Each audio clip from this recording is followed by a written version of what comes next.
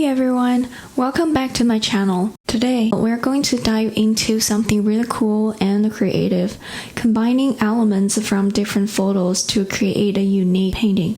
Ever look at a photo and think, I love this but wish I could change a few things here and there? Well, that's exactly what we're going to do today. I will show you how to blend the best parts of multiple images into one perfect composition.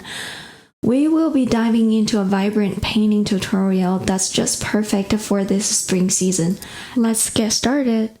I started off by exploring a royalty-free photo site in search of a window that caught my eye, not for its layout, but for its intriguing shapes, colors, and details. I listed a few websites here, you can try any of those.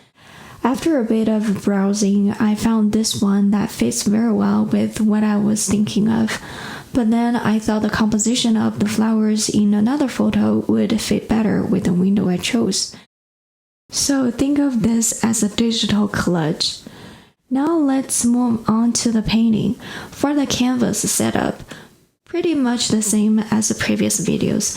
I set a square canvas today and inserted my watercolor paper texture. You can use any watercolor paper texture here, and I will link the one I used down below. Today, let's keep the painting as simple as possible, so we're not gonna do any sketches. By the way, in this painting, almost every single element will be in its own layer, so I won't repeat that over and over again in the following steps. First of all, pick a beige color and start with the rectangular block outside of the window frames using my custom Watercolor-Basic brush. I will link it in the description box. I'm intentionally creating watermarks here. That's because later when we smudge it, you will get rich color variations, which would make it look more like real watercolor. Then smooth out the colors.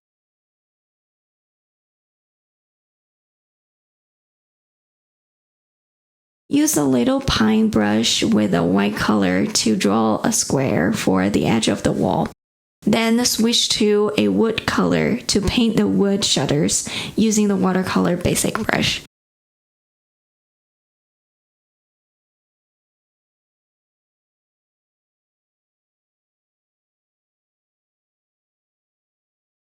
After the shutters, let's paint the window frame.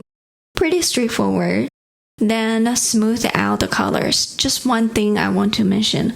I want this painting to have a loose style, so avoid perfectly straight lines or even colors. To make sure that the colors won't go beyond the frames, we need to make a selection of it, only smudge in the selection area. Let's get the automatic selection tool, tap on the frame, and use the wet sponge brush to smooth out the colors.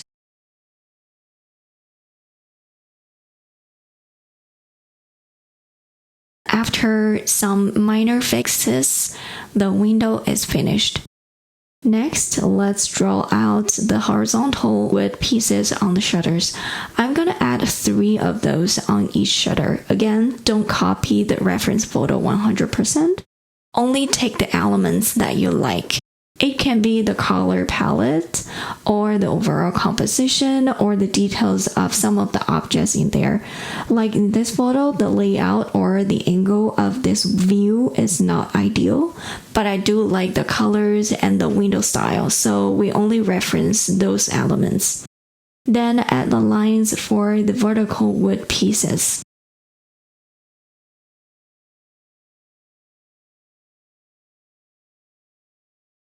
Then we move on to the glass. In the reference photo, the top part of the window reflects the light. I really like the idea, so here let's make our top part of the window reflect the sky and clouds. To do so, color the top part blue. Then add some white color to it as clouds.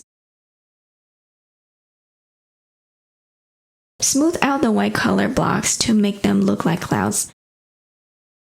Adjust the color a bit and smooth out the bottom part of the blue block as well. Make sure to remove any excess blue outside the window frame. To do that, let's use the automatic selection tool again. tap on the window frame and click Add. Then tap on each individual glass piece and then invert the selection. Go to the sky layer and tap Clear. Then add a new layer for the bottom part. Similar to the previous step, add a darker color block to create the look of a building reflection. Then let's quickly add the sill under the window frame. Now it comes to the highlight of today's video. Let me show you the easiest way to paint those flowers. Take a look at the reference photo first. We've got some green leaves in the back and then the flowers in the front. This painting is in the loose style, which means we won't fuss over sketching every single leaf or flower petal. Instead, we're going for a bigger picture, the overall silhouette. We'll keep it breezy and use some simple effects to suggest those flowers and leaves rather than detailing each one. It's all about getting that artsy, effortless look. First up, let's grab a darker shade of green and select the Watercolor-Basic brush to sketch out our leafy silhouette. Now, tap where you want those flowers to pop up.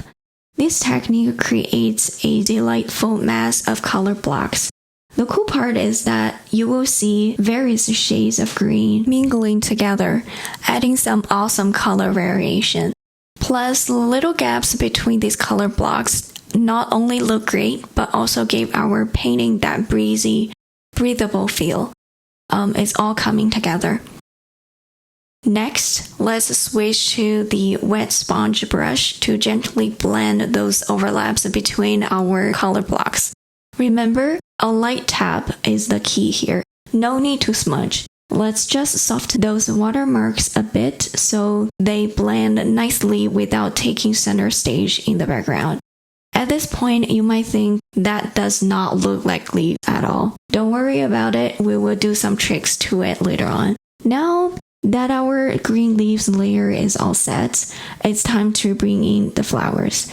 Go ahead and create a new layer. For the flowers, pick a lovely medium tone pink and grab the matte splashes brush from the water category. Set your brush size to about 4%. Now let's tap to add our flowers. Feel free to play with different pressure levels as you tap. This will give us a variety of splash sizes, making each flower look uniquely lively and vibrant. After that, change the color to a pale pink or white. Do another round of splashes.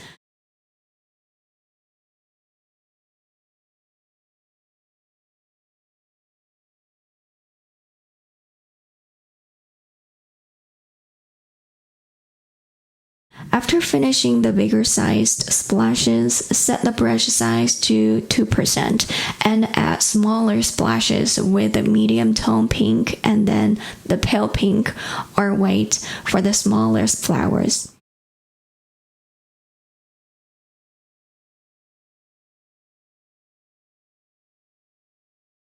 Play around with the splashes and they won't go wrong. Then let's fix the green leaves.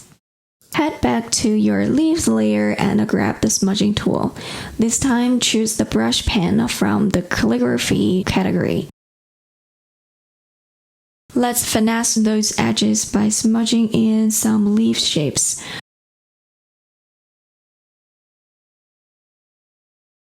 Just experiment with it, tweak and play until you are loving what you see.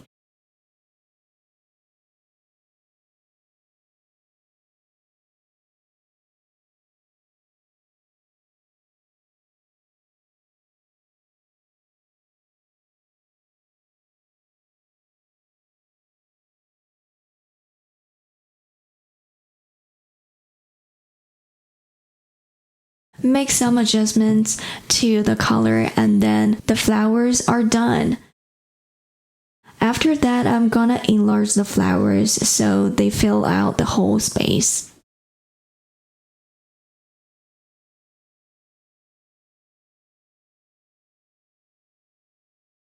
Now we come to the final step, add shadows. In this painting, I really want to keep the overall painting loose and avoid adding too many details. So I'm just gonna add shadows for the flowers and the horizontal wood pieces on the shutters. Pick up darker brown, paint the shadows for the wooden pieces. Next, for the flowers, we're going to merge all the flower layers. Make a copy of the merged layer, then grab the automatic selection tool, tap the white area, and then invert the selection. Now with the flowers selected, go to the layer and select fill, and then shift the shadow layer slightly downwards. If you notice the shadows are too sharp, let's soften them up. Head over to Gaussian blur, dial it to 3%. Tweak the color slightly and then reduce the opacity to blend it seamlessly. Remember to erase any parts of the shadow that extends beyond the wall. Feeling the shutters are a bit boring? Let's add some cute heart-shaped decorations that in the reference photo to bring in a little charm.